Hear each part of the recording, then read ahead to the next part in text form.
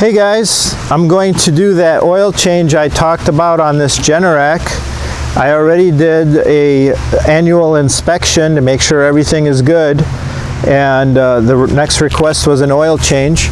Here are the two options for oil filters that I gave the owner, and they chose to continue using the Generac oil filter. I definitely recommend using a Wix XP 57145 XP, which was the equivalent for the Generac, but I'll show you that in another video where I'll cut up the Generac filter I take off of here. And then I'm going to use a 5W30 synthetic motor oil. This unit is an older unit, takes about 1.7 quarts of oil with the oil filter and oil in the crankcase changed. So I've got the 3-quart mark done, so that would be 2 quarts, but we'll get, as we get close, we'll figure out how much oil it needs. The next thing to do is to open this unit up and then get it running for a few minutes to warm up the oil.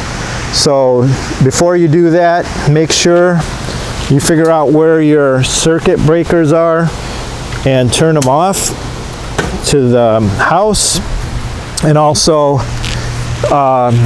open up this cover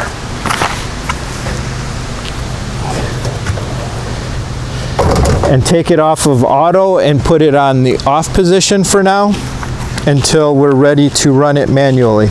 Next, we'll pull up on this cover and away, and then that way we can get this cover off. And then what you would need to do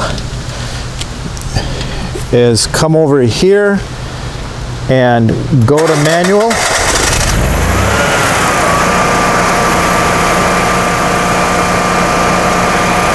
And then just let it run for 5 to 10 minutes for the oil to warm up before you work on it.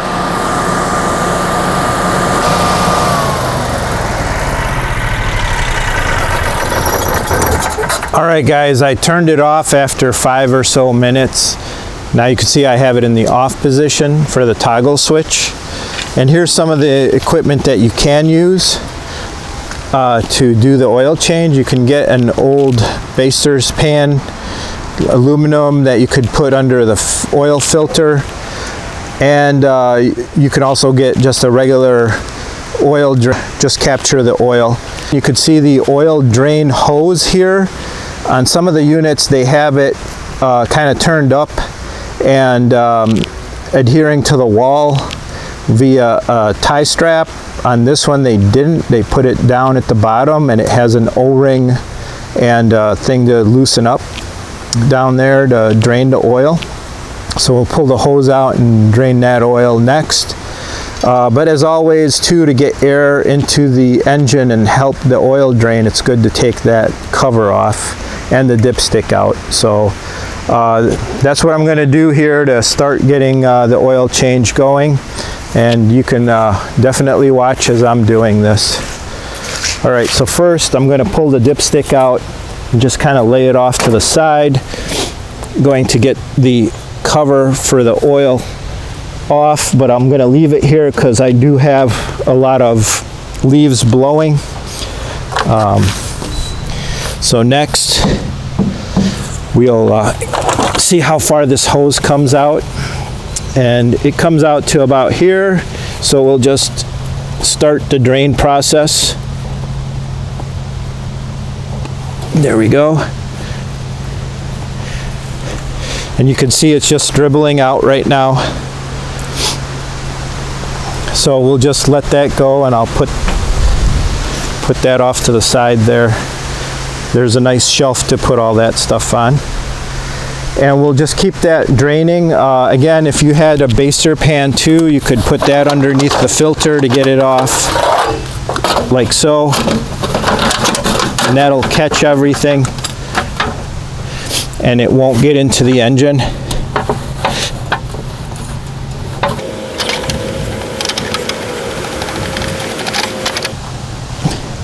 And then there you go. You see it'll keep draining. I'll let it drain for a few minutes, and we should get about 2 quarts of oil out of this whole thing after it's said and done.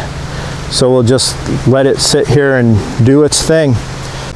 Okay, while we're waiting for the oil to drain, I just wanted to show you the difference between these two filters.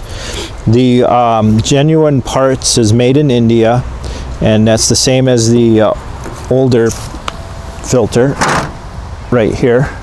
This is the one that came off of the unit, and it's also made in India.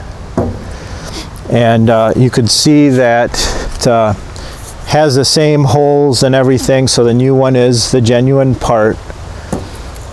And then this is the wicks. It's the same height, and it has a Viton anti-drain back, where this one is just a natural rubber drain back. So if you go a couple of years, I definitely recommend the Viton. It's always good to have top quality parts inside.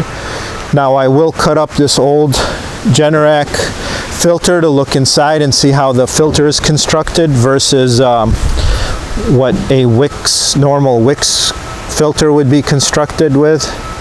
But again, the choice from this owner was to use the Genuine Parts filter, even though this one will fit just as well. And again, this one is part number, there we go, part number 57145XP. You could get just a regular 57145 without the XP at the end, but the XP filters are better for long-term and for synthetic oil that we're going to be using. The oil is starting to come to an end for the dripping. It does look like it's about 1.5 quarts that came out. So we're going to put in the 1.7 quarts it asks for, and then check the level. You can overfill these because it's not like other engines where the dipstick's at the bottom with the fill, where you can't overfill them, it just comes out of it. For this unit, you can overfill it, so it's better to put the recommended amount, which is about 1.7 quarts. All right, guys, next we're going to put this plug back in. Make sure it goes in and not cross-threaded, and then it bottoms up against that rubber washer. And try to put this up like this, not hanging down here, because if it does leak, it at least will hold up the oil. There's no pressure on these. That's why they have them tied, usually with a tie strap. So we'll just put that in there like that. Next, we will put on the oil filter, Genuine Parts oil filter, and we'll get some fresh oil in here and get it on the gasket. Make sure the old gasket is gone, and then put this in.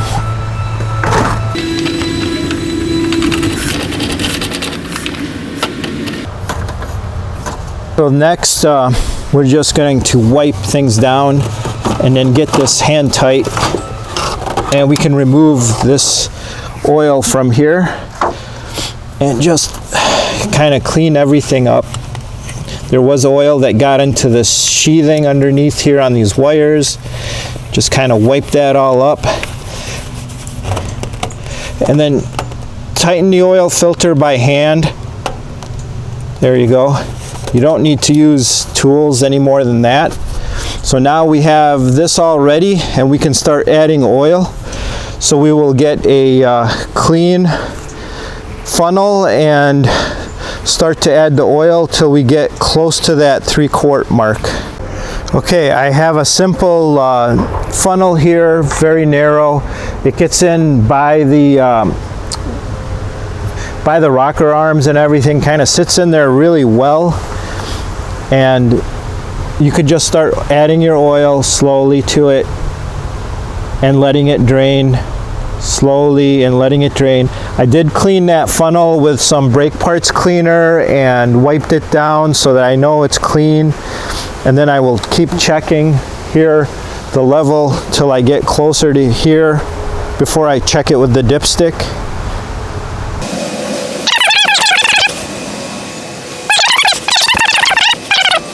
It's crucial that you don't overfill these because they will sump and then do all kinds of issues for you. Okay, this is a good point to check it. We're almost to that 3-quart mark. So get our dipstick and clean it off. Make sure there's nothing on it.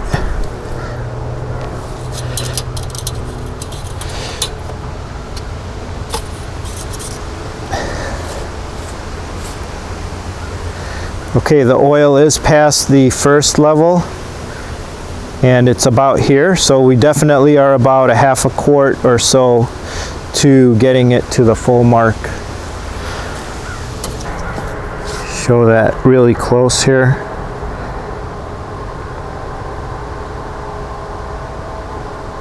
Both holes are full. So we're going to stop there. That is the right amount of oil in this unit. And we'll go from there. It's really clean stuff. All right, now we're going to remove this funnel and then close this up.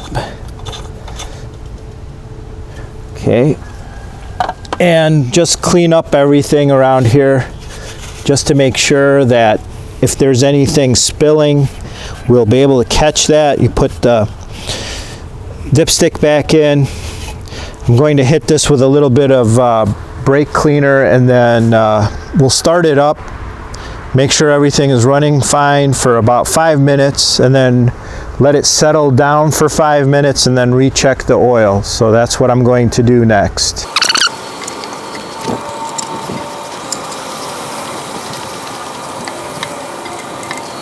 What I'm going to do is turn it on manually.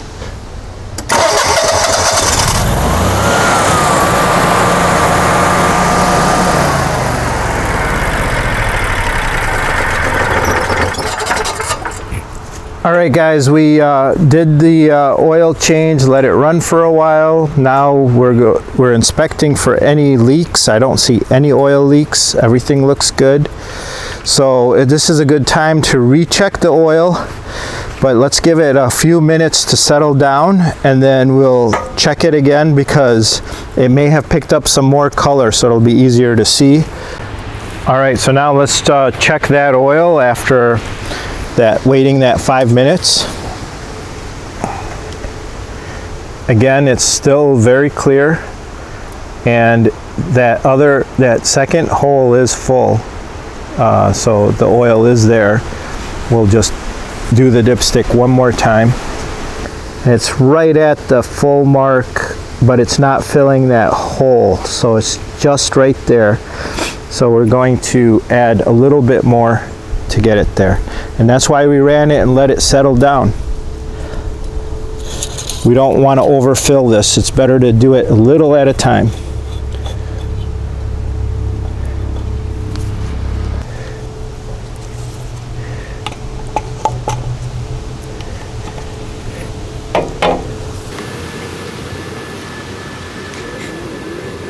So now the filter is actually more full than what we put in and the whole system is primed. So now is the best time to check it.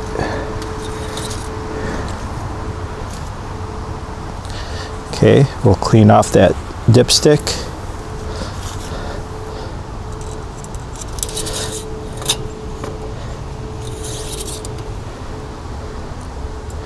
And there you have it. It's in that second hole. It's just so clean you couldn't see it.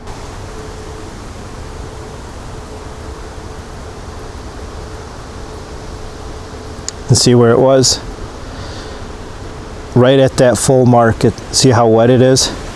And then the rest of the stick isn't wet. Right there. That's another way to check it when you have really good oil. All right, now to button everything up, and then do one last check to make sure everything is running before we put everything away. Again, these tabs here go into these oval slots here, and then this will catch on to here. And then make sure that that's there. Make sure this goes into the auto position.